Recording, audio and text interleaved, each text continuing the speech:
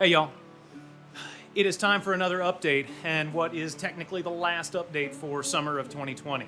So Squarebody summer, Rev5 suspension on the Suburban, and I'm just kind of laying out some of my gear, getting ready for the next phase of the project because, well, I didn't finish all of it in the summer, and that's okay, right? Texas has a whole other season that comes after summer. It's called cold. And so as we transition into that, I'm going to be doing some exhaust fabrication, working with some real nice stuff from Vibrant Performance. But I'm just kind of getting things laid out, and well, this is going to be an interesting episode. I'm not shooting this one by myself. I've got a couple of friends here, and we're just going to hang out for a minute and talk about where we are with the project and maybe where the truck has been this whole time. So glad you're, yeah. That's where it's been.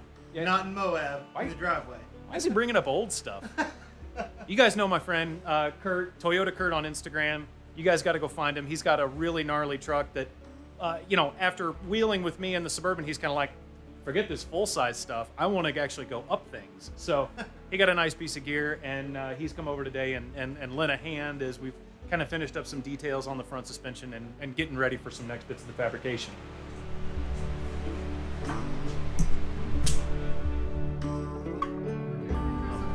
So, yeah, we're just here hanging out, and I'm going to have some friends that are going to come along, and we might cook some venison brats and drink a little bit of beer and Sounds like my kind of party. That's whose kind of party is it? My kind of party. Well, let's go talk about where we're at.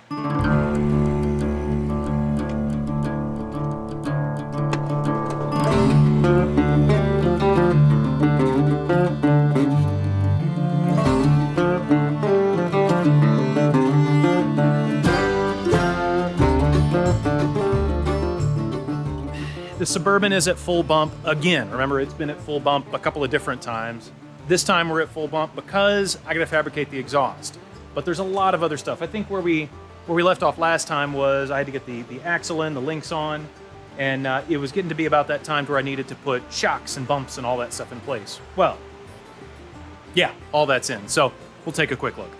So the bump cans, those are all fabricated. I actually had to make two different versions of these to space them down. I had originally put them to where full bump was with the axle like way up, almost touching the frame. And that technically is full bump, right? Your axle can't go any farther north without just destroying your oil pan and the stuff that's inside it.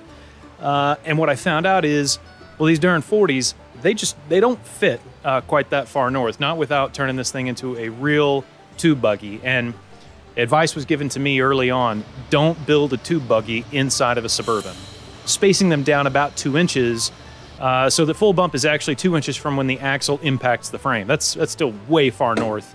And a lot of cycling tests show how the tires go way up on in, and during tip-in, when you're at opposite articulation, meaning one side's at droop and the other side is at full compression, the tire tips way on in, and we're really at maximum bump. So I had to do additional fender trimming and some clearancing just to make sure everything was where it was supposed to be. And so while this all looks really very cool, and I'm certainly very proud of it, I think Kurt remembers when I put on the first set of custom springs and all the mistakes and stuff that I, have torn up. Of course, I blame him for most of it because I'm gonna say it was bad spotting. But Kurt's seen this truck in most of its varieties. I remember when we couldn't stuff a tire into the wheel well. Yeah. The whole thing moved like a giant shoebox. Yep. Now they're going to be even better, but after making some revisions to your old leaf pack and doing the changes and the modifications that you did, you can stuff a tire in the wheel well. It was a progression thing, a long progression thing. Kind of like the Squarebody summer build, but yeah, we'll go there. Yeah. Good things take time. Yeah. I'd like to think.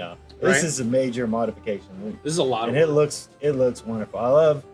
We see suspension inside now. Look at that. So Kurt came over and helped me put these shocks in. I built this to have like full stuff at the absolute top to where the axle would hit the frame or would hit the engine cross member.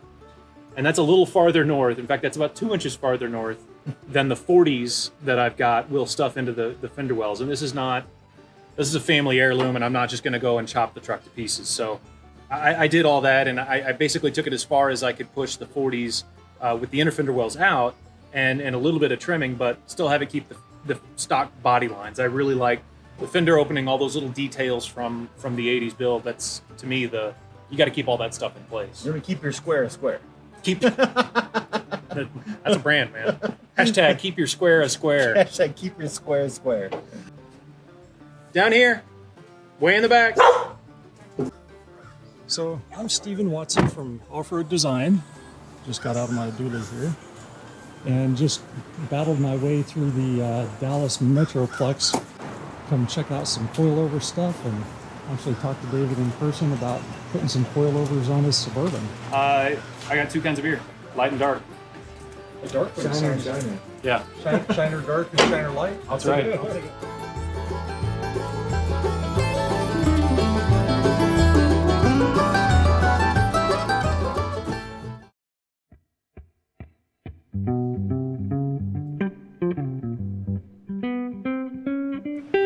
Here's my big aha that I had over the last short little while.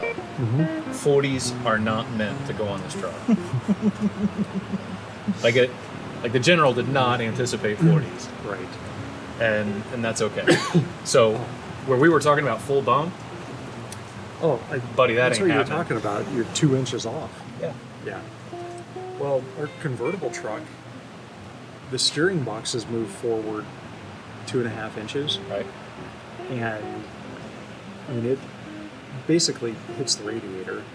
And then, geez, what is it? I think the cab is actually dropped, but the core supports at stock height. The whole Yeah. thing's tweaked a little bit. And, you know, no inner fenders, none of this extra stuff that you've got going on. Everything's tight on it. One cool thing about the Lynx setup is that at least you know where it goes. Yeah. That's a nice bonus. Instead of having With a leaf spring, Yeah. it's like, oh, bushings could slide. it looks like it's going to go here, and then you get out in the field, it's like, why is the tire back there? Everything moved. Yep. Like the hard stuff is figured out. I'm going to call it the hard stuff, right? Only because, like, from my perspective, coming from leaf springs and then just all of a sudden, like, having links on my truck, like that's still a big change to me. Right. But there's 5 brackets, and in these 5 brackets, you've basically got all of the good geometry worked out. Yeah, as you know, the axle brackets mount themselves virtually, Yeah. and then once you get frame brackets on and a panhard on, it's time to start cycling.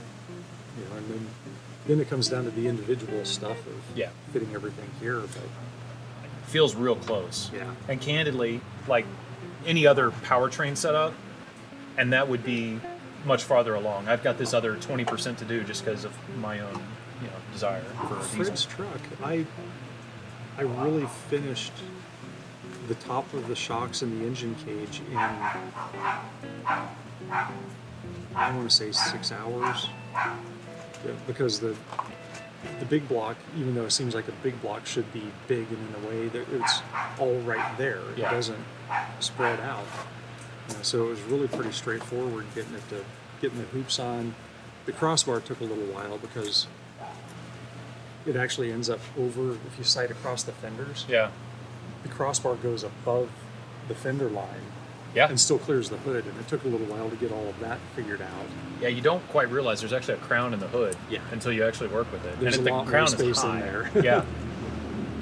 I can tell you this has been a lot of fun to put together. Yeah, you have a lot of time and a lot of really cool details here just in fabricating everything together that you start throwing that on top of figuring out how to build the Lynx setup, and that it takes an achievable project and makes it pretty darn tough. Yeah. Hard to dedicate that much time to one thing.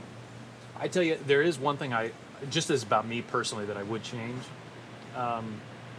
I would probably just do the front suspension next time and not do the front and rear together. I think we talked about that. I might have been warned. Going into this. But I don't listen good, all right? So, Oh, and it's way easier for me to talk about it than it is to do it myself. yeah.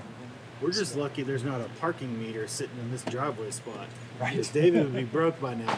My friend, it is my wife's car that is right there, who is not in the garage. Not in the garage. Not in the garage. Those are, yeah. Yeah, exactly. Hey, she's got I've said this before, like, you don't get to do any of this sort of stuff without a very understanding and supportive spouse. She's definitely taken the track that's like, I am real excited that you're getting close. That is fantastic. It's wonderful that you're almost done. So the rear suspension's easy to do, you said? So that's like, it's That's maybe October. only a couple of weeks. Yeah. Okay, that's great. That's great. And you're going on the trip when? Right. So, I mean, I'm super fortunate in that regard, because I've also got another non-running vehicle over in the other part of the garage, the other right? bay. Yeah. The one thing that was inevitable scope creep because you need to place the coilovers where they are, right? You don't get to negotiate with them and plead that says, well, I really don't want you to sit right next to the master cylinder. No, that's where it goes. And, honestly, brake lines, compared to some other stuff, that'll be easy. Yeah, that's easy to move around. There's definitely a hierarchy of parts here. Yeah. Suspension is one of the big ones on any of these vehicles. Yeah. And it's not that like we talked about with some of your intake plumbing and exhaust plumbing, you have to leave a place to put it Yeah. because you have to have it, but there's a little bit more leeway in how it works and where it goes. Yep. And I'm not just saying this because I like their stuff, but to put your point about exhaust plumbing, there's like 2 or 3 different centerline radiuses available for every single tube from a few suppliers. I like Vibrant, and all you got to do is figure out, like, to your point, you leave a large enough space. Yeah, your point's well taken. Like, all I got to do is leave enough, about a 4-inch gap, and you can make any downpipe you want for that turbo. Yeah, you can get it in there. Yeah. The one thing that I don't know how, I'm honestly, I'm just going to have to figure it out. The lower radiator hose, there's only one Banks part left on here from the turbo. Tube landing for the front hoop has got to go where it's got to go. And it's now you got to make something that goes around that. kind of in the way. Yeah. So, Well, fortunately, that's where it's one more project, but if worse comes to worse, a guy with a TIG can fix that. I have a lot of pie cuts coming this way Right. to be able to snake around. So, yeah. Yeah. Suddenly, you could make a living as a professional trimmer, an occupation that hadn't been financially feasible in many decades.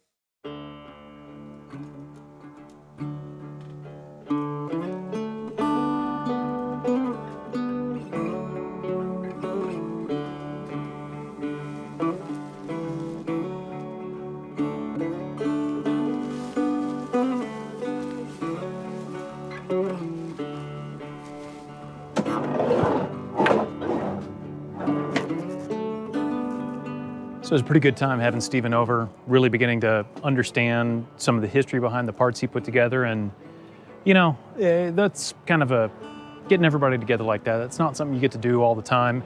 And it's a perfect time to take a night off from building. But this is kind of bringing us to the end of what is officially Squarebody summer. And I guess I want to circle back because I started this whole thing with the idea that, the front coilover portion can be done in just a couple of weekends with you and your buddies. But what you've seen up to this point, all, I guess, 6 parts of this little series, is pulling out your 60, doing a rebuild and an upgrade to it, and putting together the link system, all of which you can do in the course of kind of one build season. On top of that, what I've also really started to do is move to the back. So the whole back suspension is out also. My buddy Dave came over and really helped out with that, pulled almost all of it all by himself while I finished up working on the front. So we're gonna put that thing together. That's just leaves and relocated brackets. And then also I pulled the Magnum out and did a little bit of work on the shifter, and I've got I'm gonna clock it a little bit differently, and I'm gonna build new cross members. So let's say more straight ahead fabrication projects are in the offing once we get out from the front part of the suspension. Then there's also all the little integration pieces, because I've spent 20 years building this truck with inner fender wells. And those are gone now. So I'm gonna have to come up with something that's a little bit different and a place to put these inner fenders. Rather, I'm gonna have to fabricate my own inner fenders and then relocate the things that were located on, the surfaces just above them and protected by them. So lots of stuff has got to move around. I'm gonna still document all that. You'll see it here. It's gonna be like fabricating upper and lower radiator hoses. I got a whole smash load of stuff coming in from Vibrant Performance, stainless and aluminum tubing to help accomplish that feat. And in fact, right now I'm building the exhaust crossover pipe for the turbo, because this suspension goes so far up, it wants to occupy the same space as the panhard bar and the drag link. So got to make that all that tubing work together. So Loads of welding, lots of TIG, back purge stainless and aluminum. It's all still coming, but this is the official end of Squarebody summer. And we're gonna move into fall. I mean, it's a little crisp, cool in the air right now, but I'm glad y'all have been here. Thank you for your support. And in the time that we've gone through this whole project, channel's had a couple of milestones and you've been here for them. The first of which is 1,000 subscribers. And to every single one of you watching, thank you very much. It means a lot to me personally that you will invest your time here on the channel. We're gonna talk more about that. That's a whole separate thing, and I'm gonna spend a minute going through what that milestone means. And I'm gonna talk about some of the people who have made that possible for me. Anyway, got a lot more work to do. And until next time, y'all take care.